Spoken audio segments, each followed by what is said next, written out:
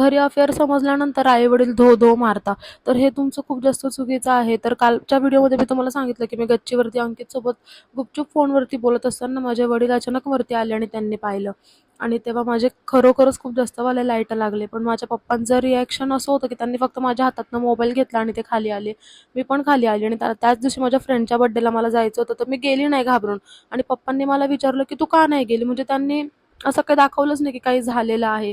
आणि त्या टायमाला माझं एज पण खूप जास्त लहान होतं, म्हणजे 16-17 ची मी होती फक्त.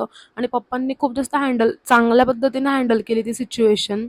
आणि तेच एक वय असं असतं ना फ्रेंड्स, की आपण जर त्या वयाच्या मुलांना म्हणजे टीनेजर्सला जर समजावून व्यवस्थित हँडल केलं, समजावून सांगितलं, न मारहाण करता, तरच ते समजतात. जर त्या एजमध्ये तुम्ही त्यांना मारून ठोकून समजावणार, तर ते त्यांना कळणार नाहीये. त्यामुळे जर तुमचे कोणी लहान भाऊ-बहीण असतील किंवा तुमचे मुलं असतील आणि तुम्हाला जर त्यांचं असं काही कळत आहे, तर आधी आपल्या मुलांना विश्वासात घ्या आणि त्यांच्यासोबत बोला. त्यांना डायरेक्टली मारहाण करू नका किंवा त्यांचं कॉलेज, स्कूल, क्लासेस हे सगळं बंद करू नका. त्यांना विश्वासात घेऊन त्यांच्यासोबत बोला. ते नक्कीच तुमचं ऐकतील. पण जर तुम्ही त्यांना मारहाण करणार, तर ते तुमचं बिलकुलही ऐकणार नाही. उलट त्यांना असं वाटेल, की आपले आई-वडील किंवा आपले जे मोठे भाऊ-बहीण आहेत, जे आपल्याला समजवत आहेत, ते आपले दुश्मन आहेत. तर माझी ही गोष्ट तुम्हाला पण पटली असेल, तर मला कमेंट्समध्ये नक्की सांगा. आणि थँक माझा ब्लॉग बघण्यासाठी. Bye bye. Take care.